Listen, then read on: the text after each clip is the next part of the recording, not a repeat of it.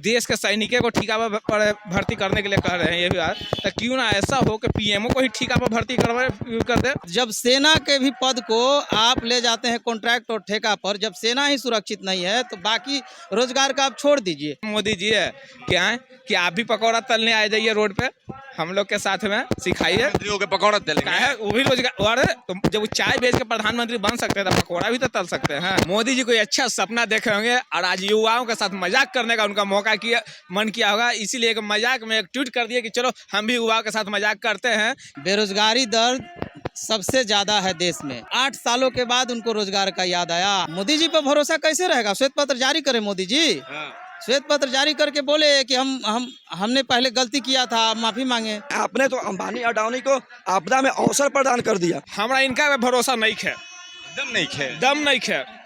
साहेबा बैकट्विस्ट में आपका स्वागत है और मैं हूं हमजा। देखिए ट्विटर बहुत चलता रहता है साहब, नेताओं का बयान सुना होगा, मगर देश के प्रधानमंत्री का बयान याद कीजिए। 2014 उन्होंने कहा हर साल 2 करोड़ देंगे भाई क्या रोजगार। अब जब 2020, 21 और 22 आ गया तो घट कर आ गया मोदी जी का कि 1.5 साल में 10 लाख का रोजगार देंगे। अब चलिए 1.5 साल पहले चल जाइए, बिहार में जब चुनाव था तो एनडीए की सरकार बनने से पहले एनडीए वालों ने ऐलान किया था 19 लाख रोजगार देंगे। देश के युवा हैं, बिहार के युवा हैं, हम इनसे बतिया लेते हैं कि इनको कितना भरोसा है मोदी जी के भाषण पे जो उन्होंने अभी बोला। क्या नाम है आपका? मेरा नाम आलोक यादव हुआ। आलोक यादव जी। मोदी जी कह दिए 1.5 साल में 10 लाख रोजगार देंगे। मोदी जी 2014 में जब सत्ता में नहीं आए थे उस समय भी बोले थे कि हम देश के युवाओं को 2 करोड़ रोजगार देंगे। 8 सालों से उनकी सरकार है। बेरोजगारी दर सबसे ज़्यादा है देश में। इससे पहले कभी बेरोजगारी दर इतना नहीं हुआ था। 75 के बाद अगर सबसे ज़्यादा देखा जाए तो बेरोजगारी दर अभी है, वर्तमान में है। अभी कल उनका एक ट्वीट आया है कि 10 लाख रोजगार देंगे, तो 8 सालों के बाद उनको रोजगार का याद आया। 8 सालों से जब देश का अर्थव्यवस्था बर्बाद हो चुका था, निजी सेक्टर हो या सरकारी सेक्टर। तो भरोसा कर रहे हैं ना आप लोग? हमको बिल्कुल भरोसा नहीं। जिस प्रकार से पहले का उनका बात है जुमला, ये भी जुमला ही हमको लग रहा है। अब देखिएगा कि बिहार की हम बात करते हैं, बिहार के परिदृश्य में 2020 में जो एनडीए की सरकार बोली थी तेजस्वी यादव के अगेंस्ट में, वो 10 लाख बोले थे, तो ये बोले थे कि हम लोग भी आएंगे तो 19 लाख देंगे। 19 लाख देने की दूर की बात, 1900 भी रोजगार नहीं दिया। जो पहले से रोजगार था, जो पहले से मतलब कि एग्ज़ाम हुआ था, उन एग्ज़ामों को भी रद्द कर दिया गया। अब देखिएगा हम बताते हैं कि बिहार में सिटी मैनेजर के बहाली हुआ था। सिटी मैनेजर के 1800 पद था, उसका मेरिट लिस्ट बन गया था, उसको बहाली को रद्द कर दिया गया। अमीन का बहाली हुआ था, अमीन का भी मेरिट लिस्ट बन गया था। मोदी जी पे भरोसा नहीं खे। मोदी जी पर भरोसा कैसे रहेगा? श्वेत पत्र जारी करे मोदी जी, श्वेत पत्र जारी करके बोले कि हमने पहले गलती किया था, माफी मांगे। एकदम। अरे देश मजबूत कर रहे, माफी मांग ले। देश कहाँ से मजबूत करेगा जब युवा ही कमजोर रहेगा। अभी आज का हम आपको खबर बताते हैं। बिहार में जो आर्मी और सेना की जो बहाली होती थी उसमें भी अब ठेका पर कॉन्ट्रैक्ट पर 4 साल के लिए उसको भी कॉन्ट्रैक्ट पर लिया जा रहा है। अग्निवीर नाम का कोई ये बना है, चल रहा है। उसका विरोध जो है बिहार में स्टार्ट हो चुका है। आरा में लोगों ने ट्रेन रोककर विरोध किया था। अभी कल से दानापुर और पटना में भी विरोध चालू हो जाएगा। जब सेना के भी पद को आप ले जाते हैं कॉन्ट्रैक्ट और ठेका पर, जब सेना ही सुरक्षित नहीं है तो बाकी रोजगार का आप छोड़ दीजिए। जब उस सेना जैसे सम्मानजनक पद में ही जब ठेका और पट्टा हो जाएगा तो बाकी पद पर कैसे लोग सुरक्षित अपने आप? मोदी जी बोल दिए अब 10 लाख नौकरी मिलेगा 1.5 साल में। हमें तो लगता है कि ट्वीट करने से पहले मोदी जी कोई अच्छा सपना देखे होंगे और आज युवाओं के साथ मजाक करने का उनका मौका मन किया होगा, इसीलिए एक मजाक में एक ट्वीट कर दिया कि चलो हम भी युवाओं के साथ मजाक करते हैं कि 1.5 साल में हम 10 लाख रोजगार देंगे। कारण है कि युवाओं के साथ वो मजाक ही ना कर रहे हैं।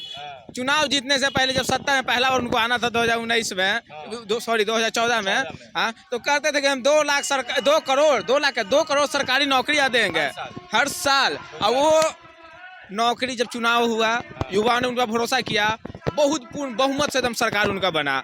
जब चारों तरफ जय जयकार एकदम मोदी जी एकदम युवाओं के भगवान के रूप में प्रकट होंगे, रोजगार देंगे। और यहाँ तो साला ऐसा हुआ कि चुनाव जीत गए तो उसके बाद 2 करोड़ प्रत्येक साल नौकरी है जो भारत से बिलाने लगा। बिला गया।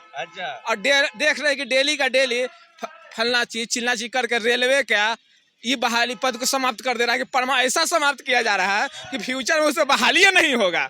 ये मोदी जी का स्कीम है। मत बोल दिया, आप तो भरोसा कीजिएगा ना प्रधानमंत्री। हमरा इनका पे भरोसा नहीं है, दम नहीं खे। दम नहीं है। काहे बा? कारण ही चलते हैं कि युवा इतना परेशान, इतना हलकान कि इतना कोई सरकार में नहीं खे रहा, नहीं खे रहा, दम नहीं खे रहा। ऐसा युवा से प्यार करते हैं कि युवा है कि मारा मारा फिरता है, पकौड़ा तलने वाला रोजगार का वही बात करते हैं कि रोड पे पकौड़ा तले, वो भी एक रोजगार है। तो सारा कारण ऐसा होता है मोदी जी है क्या है कि आप भी पकौड़ा तलने आ जाइए रोड पे, हम लोग के साथ में सिखाइए के पकौड़ा तलेंगे। है वो भी रोजगार। और तो जब वो चाय बेच के प्रधानमंत्री बन सकते हैं तो पकौड़ा भी तो तल सकते हैं। अब रहा बात है यहाँ कि भाई देश के सैनिकों को ठिका पर भर्ती करने के लिए कह रहे हैं, ये भी बात तो क्यों ना ऐसा हो कि पीएमओ को ही ठिका पर भर्ती कर दे। नहीं, पीएमओ ही ठिका पर हो जाए, कॉन्ट्रैक्ट बेस, संविदा बेस, सारा पूरा कैबिनेट को है ना जो संविदा बेस कर दे। हाँ, एकदम सबसे अच्छा रह जाएगा। कितने साल के? हाँ, बस ज़्यादा नहीं, 6 महीना पर नहीं, 6 महीना पर उनका परफॉर्मेंस अच्छा नहीं रहा, फिर ठिका बदल के दूसरा का दे दो। 2014 में मैंने ही वोट दिया था, क्योंकि उन्होंने कहा था कि 2 करोड़ नौकरी देंगे। मुझे भी लगा कि मैं PhD कर रखा हूँ, मैं डबल MA हूँ, मैं BTED CTET पास किया हुआ हूँ, मैं स्टेट के क्वालिफाई ना किया हूँ बल्कि अच्छा रैंक होल्डर हूँ, मुझे जॉब मिल जाएगा, मुझे पढ़ाने का अवसर मिलेगा, है ना। लेकिन मैं अभी सड़क पर बैठा हुआ हूँ। तो आपने तो जॉब जो मिलने की अपॉर्चुनिटी बनी हुई थी पढ़ने के बाद, वो तो ख़त्म कर दिया आपने सब कुछ प्राइवेट कर दिया। जॉब मुझे अंबानी देंगे, अडानी देंगे, वहाँ पे जॉब नहीं होता है, वहाँ पे गुलामी कराई जाती है। तो गुलाम हम अंग्रेज़ों के समय में भी तो थे। जब ये अंबानी अडानी की गुलामी करनी है तो अंग्रेज के खराब थे, उनका चेहरा तो आपसे बढ़िया था ना, गोरे गोरे लोग थे वो। एक काले काले लोगों की गुलामी करने के लिए बैठे हम लोग। जब इन नेताओं की गुलामी करनी थी तो अंग्रेज उनसे खराब थे क्या?